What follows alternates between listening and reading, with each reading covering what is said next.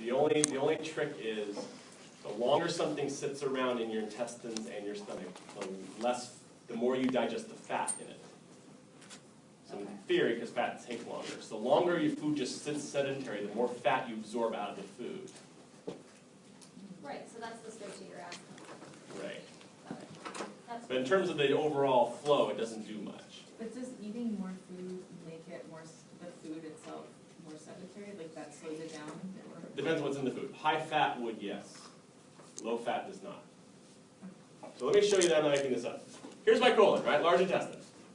So, look down here at the beginning sentence this person's going to say. The presence of food where? in the stomach. Funny that. So when the stomach gets food, my colon's going to turn on.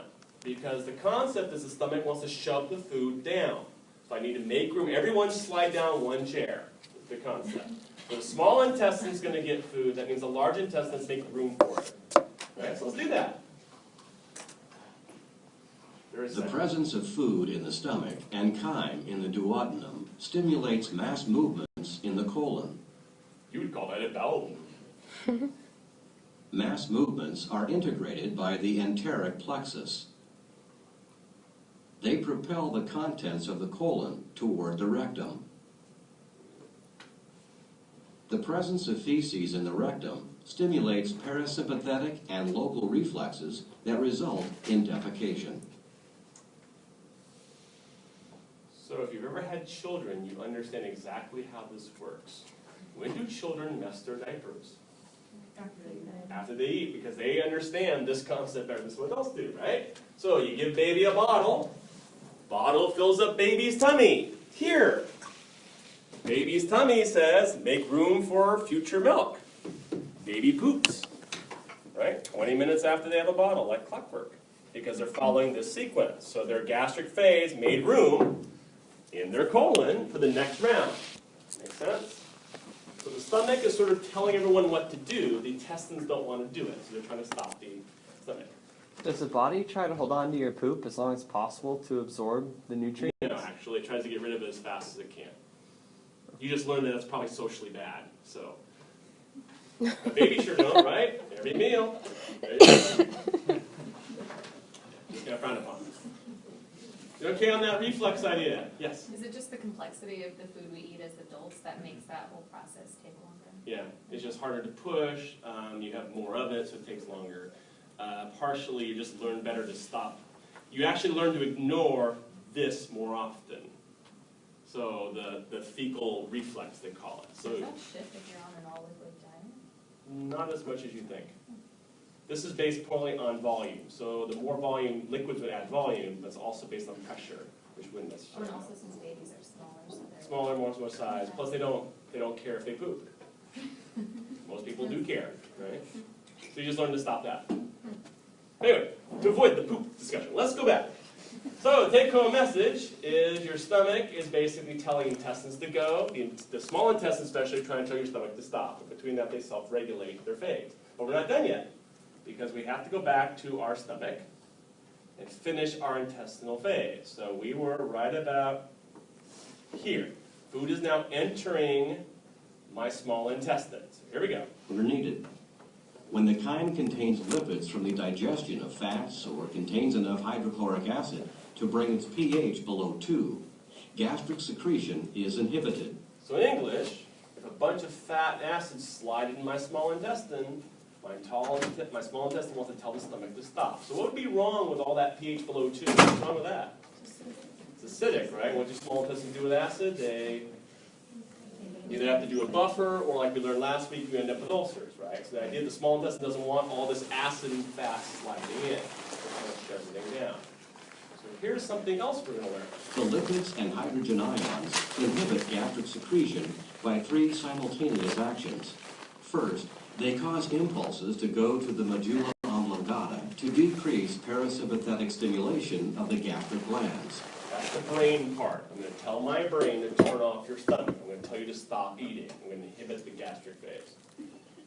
Secondly, they set up local reflexes via neurons in the wall of the gut that decrease gastric secretion. That's yelling stop to the stomach directly. Then, Thirdly, They cause the release of 3 local hormones which travel via the circulation to the gastric glands. That's where we want to spend some time. So let's go back to the magic hormones they failed to tell you about. But at the bottom of the screen, you'll see some hormones we're going to mention. We're going to do 2 of them out of the 3. So let's go over here and list our hormones. More hormones.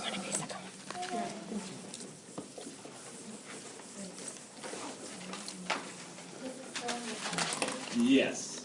Let's review our hormones. Last week, we learned one hormone. What was the one from last week? Gastrin.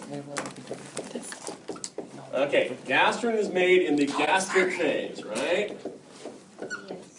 Remind me what gastrin did in the gastric phase. What does it tell your body to do? Very good. So if you remember last week, gastrin increases your stomach activities, turning on the stomach. That's during that gastric phase kind of thing.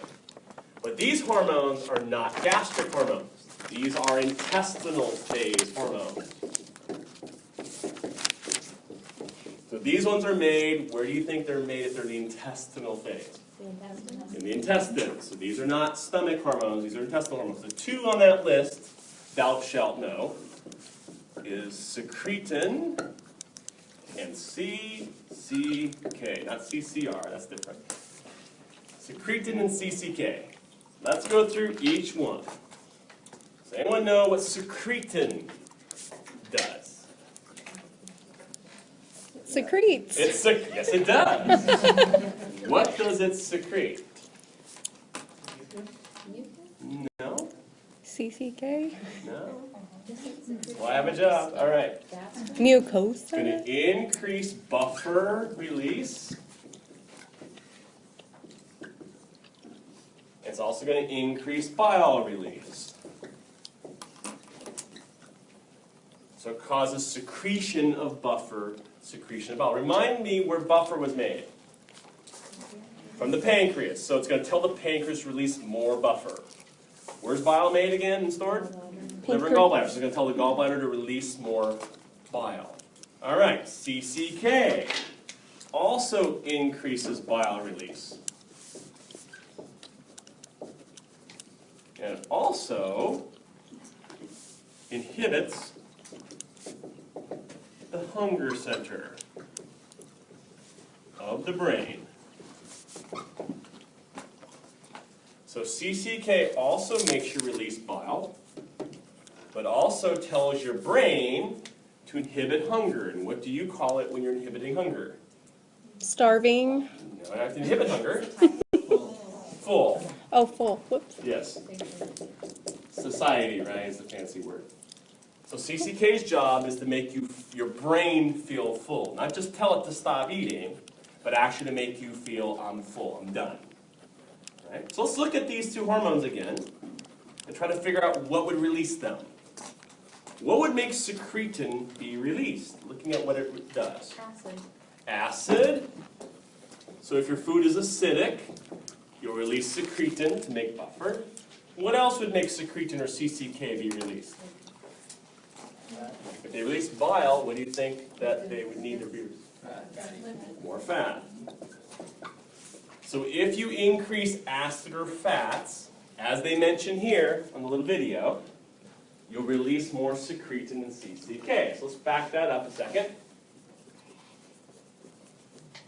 Remember this little thing here, or right here? Let's read that little thing one more time. When the chyme contains what? Lipids and what? Acid. So if my food is acidic and or fatty, I'm going to turn on more of those hormones, right? Because that's what turns them on, basically.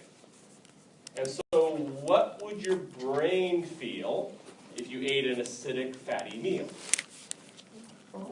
Really full, right? That concept is why fat-free made everyone obese. And when the fat-free craze hit, everyone thought fat was evil, then everyone became obese. Still are. They forgot this biology right here. If you never have fat in your diet, Which hormones never get turned on? Therefore, your brain never feels what? And what do you do if your brain doesn't feel full? You keep eating. So you eat more than you would have if the meal was full of fat. So what do they put in fat-free foods because they taste like crud without fat? What do you add to it? Sugar. So you eat more calories because you have no fat, you eat more sugar. And what does sugar do? It adds weight. So fat-free made everyone obese because you never turned off your brain. You always felt hungry. Right? You can prove that. Have Cheerios in the morning. How many bowls of Cheerios can you have and still be hungry by 10? Quite a bit. I ate the whole box one day. Yeah. I was trying to do that. Right? Because there's no fat in Cheerios, therefore all you do is you never tell your brain you're full. You just keep digesting them every day of the week. Right? So the secret of French cuisine, right? Everything's in butter. You won't eat it. Because if there's enough butter, I feel full. But there's a catch. Anyone know there's a time delay? How long does it take to make CCK and secretin after you eat? Your mom taught you this. About 20 minutes. So the intestinal phase has a delay. It's about 20 minutes after you eat. So if you're like me and you eat the meal in the drive-thru and then circle back around because you're still hungry, have you done that? Am I the only one that admits that? Liars! All right. I eat my meal in 5 minutes. My brain doesn't know I'm full, so I go back around for another super meal. Right? That's the concept. So your mom taught you if you want to eat less, you have to eat what? Slower. Make sure there's fat in it. That way your brain will feel full sooner, or at least earlier in your meal. Makes What if it was sense? just a bunch of acid? Well, the trick is, go back to your chart of doom. That's a different story. Which products were acidic? Fatty acids. Fatty what? Acids. Some digesting fat. So fat also boosts the acidity, which does a double effect. So does protein. Proteins are amino, carbs are not. So the Atkins people were just playing this game. The more Atkins you eat, the sooner you feel full, so you lost weight. But As it long would as you ate under 20 also minutes. make their cholesterol levels really It high. depends what they ate, yeah. But you lost weight because of this. Right? So, Eat fat. fat and acid, yeah, bacon is the answer. Yeah. So, are your stress receptors are playing a more minimal role than your acidic? Yeah, the stretch receptors kick in when you really overeat, like you just stuff too much. Like Thanksgiving overeat. Thanksgiving overeat, Okay. right? But this would be the simple that I ate something, I had a bowl of cereal, and geez, I'm still hungry, so I'll have another bowl. You're not really overeating, it's just that you don't feel the cereal to your brain. The brain doesn't realize you had cereal. But if you had, say, I don't know, a piece of cheesecake, you probably know it real fast, as long as it's 20 minutes later. Yes? Okay, coffee and croissants, no application. Help me out there. High acid, high The fat. coffee would make you full much more than the croissant. Because carbs do nothing for the pH or the fatty content of your glutton. It's like eating a bagel, you can just eat them all day long. The Okay. coffee would help. But the croissant is all butter. I mean, there's Well, if you more put butter on grams of fat. So the cream cheese is better for you than the bagel, in terms of turning off your appetite. Got it. You might as well just eat cream cheese out of the can. Okay. I won't do that. Not that I'm suggesting you do that, right? You get the idea. Right? Coffee Yes. makes you feel full because it's acidic? Partly acidic and volume. Okay. Oh, so that's the reason coffee nails your appetite. So you have to think. Not that I'm suggesting you have coffee breakfast, right? But think about it. Last time you went and had cheesecake, right? A very rich, fatty dessert makes you feel awful fast. The same slab of a bagel, you could have eaten 10 of them, right? Because of this concept of these hormones. Yes. That way, when people are doing fasting, they advise drinking lemon juice. I never heard Well, of that. maple Never heard of that. syrup. They do lemon juice. I have no idea. Never done that. Makes sense on these hormones. So you have gastrin and CCK, which is cholecystokinin, and secretin. But there's one more. Let's add another hormone here to really mess up your mind. Cheesecake is the answer. Bacon cheesecake. Ew. That sounds disgusting.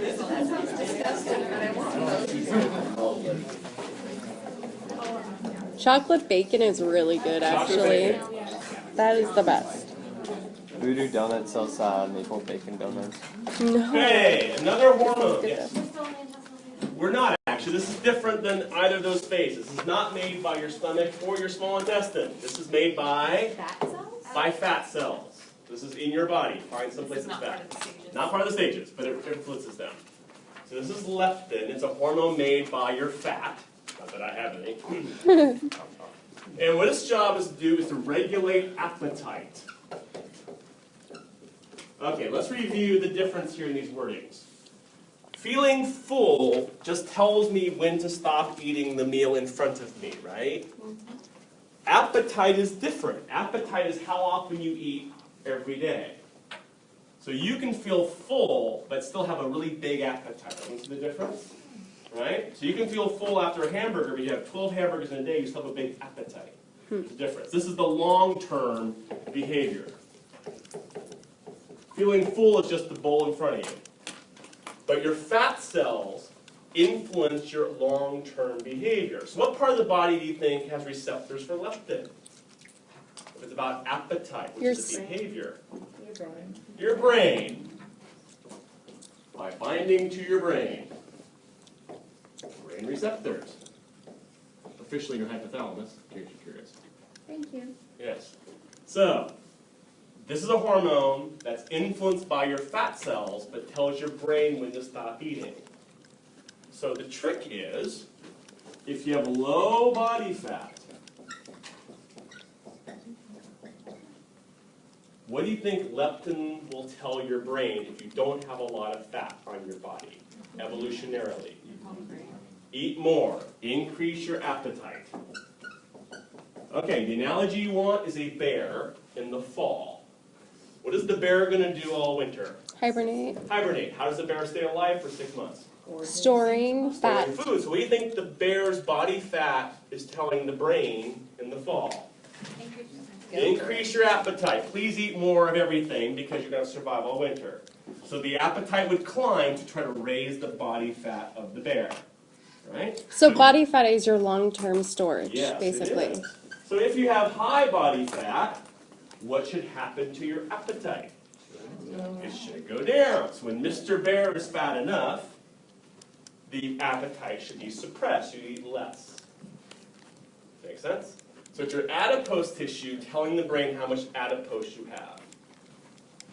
All right? But here's a problem.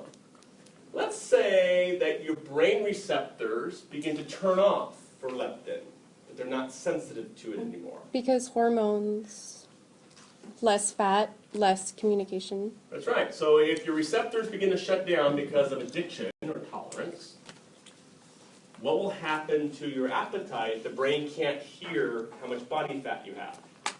It'll increase. It'll keep increasing. So one of the hypotheses of chronic obesity, besides the fact you just overeat, is that the brain no longer pays attention to how much fat you have. As you gain more and more fat, you become tolerant of the leptin, and so the brain shuts down the listening to the leptin. So you never feel you're fat enough to your brain, so you just keep eating. Even though you are fat enough, right? Seems silly. But your body fat basically is no longer talking to your brain, and the brain isn't listening to it. So the addiction that you're talking about is like a food addiction, or could other forms of addiction? They call it addiction. It's the same biology. As you increase the body fat signals, the brain shuts off listening. Okay. Same as methamphetamine kind of thing. You're just shutting off the receptors per se. So obesity, like genetically, Yes. those receptors, They they believe it's a don't. leptin deficiency of receptors. Okay. So Yes. if you're eating all those carbs, Uh-huh. you're getting super fat. Uh-huh. And then your brain, it makes you turn off those receptors. Uh-huh. And so you're not getting leptin, so then you're just eating more because your appetite's saying I'm starving. so That's you know exactly it's right. So Walter Willett's hypothesis from Harvard of how you get type 2 diabetics in the United States, which is over half the population, they think, is simple. You eat all carbs all day long, so you never feel full. This overwhelms your adipose tissue. You're getting fatter like crazy. They make too much signal. The brain stops listening, so you keep getting hungrier every time you eat. So you just eat more carbs to make you more diabetic. That's his argument of why type 2 diabetes caught on. Your brain stopped listening to the amount of fat you had. It became so fat, basically, your brain quit listening. It's because you made lousy choices to begin with. Yes, but we don't talk about that in the U.S. I'm not responsible for it. Wow. That's his argument of why obesity caught on between the fat-free junk, which is a lousy biology, And the fact that you overate anyway, your brain basically quit listening. If you were a bear, you'd stop eating. But we're not bears, so we keep eating. Yes? What was that name again? Which one? Oh, Willett. Walter Willett. What's his name? I think it's 2 T's. Don't quote me. Maybe 1 T? Looks better. He's at I think he's at is he at Harvard? He's either Harvard or it's one of the Ivy League schools, but he's a nutritionist. Is it 2 T's? Yeah. Yeah, he has a hypothesis about type 2 diabetes that relies on leptin and insulin receptors. So is there another component to it? I mean, if you're eating all those carbs and they have no nutrients, I mean, is there another facet to it that you think you're starving because you don't have the nutrients because you're not getting them? They're not sure. This is all kind of new science. So the leptin hypothesis is still out there. No one knows for sure. The concept, they call it metabolic syndrome. Have you ever heard of that? Mm-hmm. And the concept of metabolic syndrome is this process here. Your leptin levels are no longer responding properly to your brain.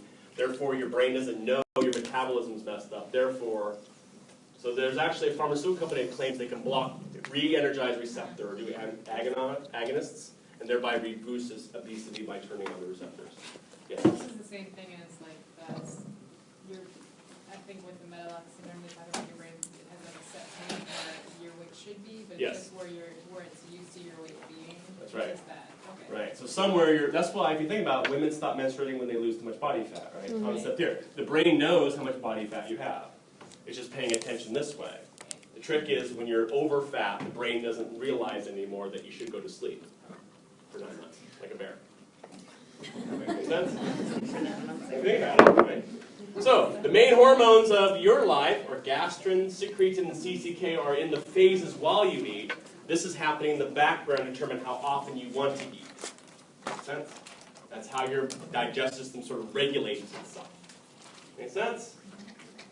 All right, so that's kind of the flow of the phases. But now there's more, because we're going to add more vocabulary to the phases. I'm going to put them over here. All right, here we go.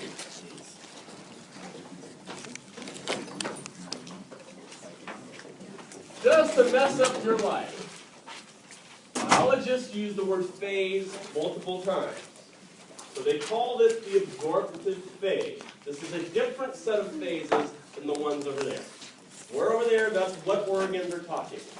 This is when your body is doing something. So let's figure out, when in your life would you be in the absorptive phase? What are you absorbing? Nutrients. So the nutrients entering the bloodstream, right? Right, so I'm in the absorptive phase when I'm absorbing nutrients. From the 3 phases over there that you just got through learning about, which one would best correspond to the absorptive phase? The cephalic, the gastric, or the intestinal? The intestinal phase. So the absorptive phase is occurring during the intestinal phase. Okay. So you gotta be careful. This phase word is a different phase word than this phase word. Right? So in my intestines, I'm going to absorb food. All right. So let's do that. The nutrients enter your blood. What are you going to do with these nutrients now that you've absorbed them? So go back to biology 112. What do you do with nutrients in the bloodstream? Transport them to where? Your cells. Your cells. What do your cells do with them? Make ATP. Okay, so we can make energy. ATP, in case you forgot. What else can you do from biology 112 with nutrients in the cell? Can you store it as fat? You can. You can store them, Make stuff. and you can make stuff. That's scientific. Oh, here it is. Make structures. You can build cell walls or cell membranes or whatever. All right, so when these nutrients are in my absorptive phase, I absorb them in my bloodstream, I'm going to burn them as energy. And whatever I don't burn for energy, I'm going to build stuff with or store. You with me? Okay, we're going to focus on the storing word for now. There is a magical way to say storing nutrients. And the word you will use ends in genesis. Remind me what genesis means. Creating, forming. Okay, so you're going to genesis the stored food. So let me give you a word and see if you can figure out. I put a hyphen in there for a reason. Fat. Lipogenesis. Lipo means Fat. So if I go lipogenesis, what in English am I doing? I'm storing fat. I'm building body fat. That's where we got the genesis word. I'm getting fatter. Right? But lipogenesis means I have more nutrients than I can burn and build, therefore I'm going to store it as fat. Make sense? Try this one on for size. Glycogenesis. I'm doing what? I'm storing sugar. Genesis of glycogen. Another one you'll see is proteogenesis. What am I doing there? Storing muscle, storing proteins. So if I have more food than I want in the absorptive phase, my large size triple Whopper cheese, I'm going to store it as good old fat, as sugar, as protein, storing the nutrients. Right? And that's during the intestinal phase when food is in, which I just erased, in my intestines. Make sense? Okay. So now, you haven't eaten since 5 o'clock. You're not in the absorptive phase anymore, right? So tell me what phase you're in if it's after dinner, after you've eaten. The storage phase? How do you say after? Post. Post. So if it's after you absorb, it's called the what? Exactly. Post-absorptive phase.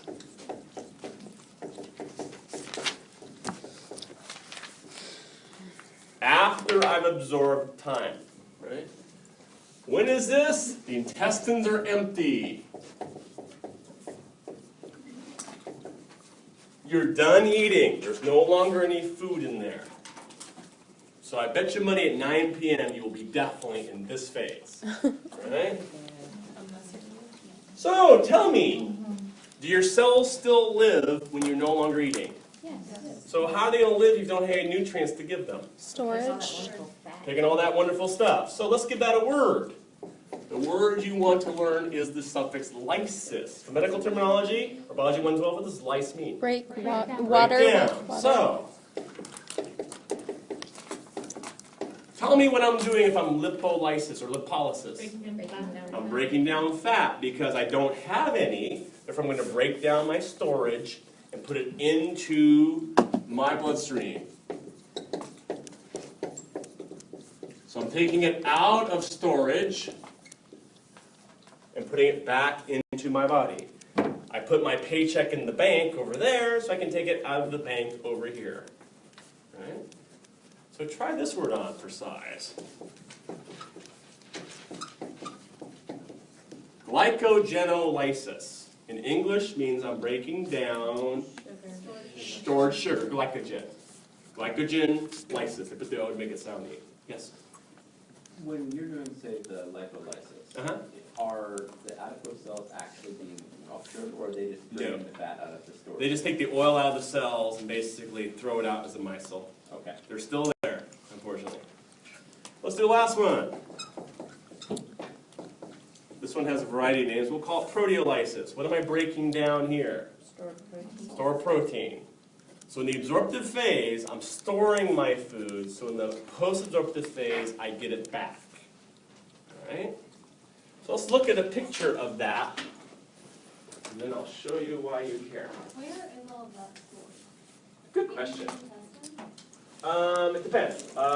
Lipogenesis would be any place you have body fat. Okay. So I have none, right? But anywhere you have body fat. Proteogenesis is usually muscle tissue. Glycogen is almost always the liver. Also the muscles secondarily.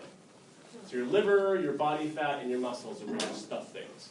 So proteolysis where we get our ingredients for like glycogenesis? Yes. Okay. That and the lipolysis. Those can both be used for glycogenolysis. Yes? How does like hypoglycemia kind of take an effect with these things? Do you just not store the sugar? It's something with the blood cells, right? Give me 30 minutes. Okay. I'll be able to answer that one for you. I have a case study that'll answer that for you. Let me show you this picture here. Which is somewhere else. Here it is. This is showing a picture, a little quickie summary, of what we just talked about. So, up at the top in the green box, here's your dinner. I ate fries. There we go. Carbohydrates. Absorptive state. They enter my blood. Now, in my blood, I can either burn it in my brain, in my blood, I can make energy, glucose, or if I have too much, I can go over here, and I can store it in my liver and muscle cells. To do that, I have to convert it to glycogen. So how do we say storing sugar is glycogen? Let's find the arrow. Glycogenesis? Yeah. Glycogenesis. I'm generating or creating glycogen. So I'm storing my extra sugar in my liver. Now it's, 7 p.m. I'm getting hungry. My brain wants more. Where can I go get some sugar? Over here. So my liver and muscles will then break it down, glycogenolysis, to recreate sugar for my brain. So I'm taking it out of the bank for the bills. Make sense? So you're going to genesis when you're eating. You're going to lysis when you're hungry. It's basically what you're doing between these two temporal phases. Right? Wait a minute, the sugar storage is in the liver, Yes. and that's where the body has to go to get the back of the Yep. Get its first resource. Yep. Yes. Oh, wow. Unless you exercise. If you just do carbs, you'll just burn the liver off and leave the muscles and fat. So here's another picture showing more detail, but let's go through it. So we did this one already. Glycogenesis, glycolysis. Okay, fine. Over here, hey look! I know this word. Lipogenesis. In English, what am I doing in lipogenesis? Storing fat. I do that every day, right? I have too much fat, I'm not burning enough, therefore I'm going to store it back in my body. Right? This would be lipolysis here. And you can do the same thing for proteins. If you follow the arrows around, you can find that you can burn protein, proteolysis, or you can store protein, proteogenesis. That's what your body is doing when you're hungry or eating. Yes? How well do we need to know these flowcharts? Not at all. Okay. They're in the words. Unless you want to draw that in your test, you can. That's cool. Right? So now what we're going to try doing is putting this into a context here of this. So here is a picture. But here I am burning sugar. Notice the arrows go two ways, right? Because I can create sugar, or I can store it, or I can burn it. Let's say you don't have any sugar today. How would your cells stay alive if they don't have any sugar to burn? Rely on fat. So over here, we have another bite. We can take our stored fat, which was lipogenesis, and we can do lipo what? Lysis. We do our lysis, we can get it out of storage, and we can start burning our fats off, right? But there's a price you pay, which is the box right there. What do you make when you burn your fat? Ketone. Ketone bodies. So if you want to do lipolysis, you always end up with ketones, which are a chemical, building up. That's what happens when you break down the fat. You make ketones. Right? That's just called the beta oxidation side product. Right? So tell me, CNAs at the nursing home, your diabetic patients, you're checking them for what chemicals? For ketones. For ketones. For Why would a diabetic have ketones? Protein in the urine. Well, that too, but why ketones? Because they're breaking down the fat to get sugar. But why aren't they breaking down the sugar to get sugar? Because they're diabetic, right? So in a diabetes, I cannot do glycogenolysis. I can't break down sugar because I can't use it, right? So what does your body do to stay alive if you don't have sugar? You just told me. Break down fat. The byproduct is ketones. The reason every diabetic in the nursing home has ketones is because they're burning their fat to stay alive. They're doing lipolysis to keep their body functioning because their cells can't use the sugar that they would use first of all. Yes? What's wrong with ketones? Nothing much in moderation. So the problem here, where do you make ketones? Let's find out on this line. Liver. Liver. Okay, so if I'm making more ketones, that's going to increase liver activity. Okay. What happens if you stress out your liver by making way too many? What do livers do when they get stressed? They shut down. They start to shut down. That's a problem. Where do you put these when you don't want them? Into your urine, which is why you test their pee. So it increases kidney activity. All right? So if I keep making tons and tons of ketones, what two organs are eventually going to get mad at me? Kidney and liver. And what do they do when they get mad at you? They turn off. And what happens to you when these turn off? You're dead. Right? Or dialysis. So the trick is, burning fat's fine. Burning too much fat causes problems. Plus it's acidic anyway. That's why you're checking the diabetic's ketone levels. You're trying to monitor how much fat they're burning to avoid kidney problems and liver problems. Ketones, that's what gives them that interesting odor. Yeah, like a rotten apple. Yeah. That's the acetone. So what happens is if your kidneys can't flush it fast enough, you just put it in your breath to blow it away. So you'll smell like a rotten apple and you'll pee really funny smelling pee. Ketones are also checked in pregnant And women. because of your gestational diabetes, you're Yeah. doing that. Yes? So would an anorexic person have lots of ketones? Yes. That's also why they die of kidney failure. Ugh. Little trick, if you are dieting or running a marathon, you too will have ketones, right? Because you're going to burn fat to stay alive, but that's temporary. So hopefully your kidneys don't fail after 2 days of running. But a diabetic who's living with this will eventually have problems unless they manage their ketones. So you can burn fat, the problem is you get ketones out of the deal. Right? Make sense? Yes? How do you manage your? You have to then either, if you're type 1 diabetic, you just have to make sure your insulin is correct. Because the insulin then burns the sugar, so you don't have to burn the fat. If you're type 2 diabetic, you have to exercise, which is how you got that way in the first place. Right? Because by exercising, your muscles will burn fat first, but then also shift the sugar that's available, so you really don't end up with this weird ketosis kind of effect. Yes? Is that where you get the sweet smell? Sweet smelling breath, yeah. Funny bee. Make sense? So, there's a price you pay. So how does that affect a person diet? Like somebody's on diet, okay, but they're eating the, they say, regular diet, kind of, but it's to lose weight. That's the whole idea. So if they're losing body fat, then they would see an increase in ketones. But if it's temporary, that's fine. It's just if they did it every day, all day, for years, then that's not so fine. So the trick is, every time you lose weight, you're going to gain ketones. That's the price you pay. It's a small amount in a small period of time. The But if you diabetics are the problem. exercise, you're going to get rid of it, right? Right, that's normal. So if you walk upstairs, believe it or not, you might have ketones in your pee from burning fat, not little teeny trick, but that's perfectly fine. Volumes of ketones every day, that's not fine. Which is why you're checking the people at the nursing home, right? But that's what happens when you have a lysis effect. Make sense? Okay, so what we're going to do now is we have to piece this all together with some enzymes that thou shalt know. So find your packet of pain and find this page in it. Does everyone have this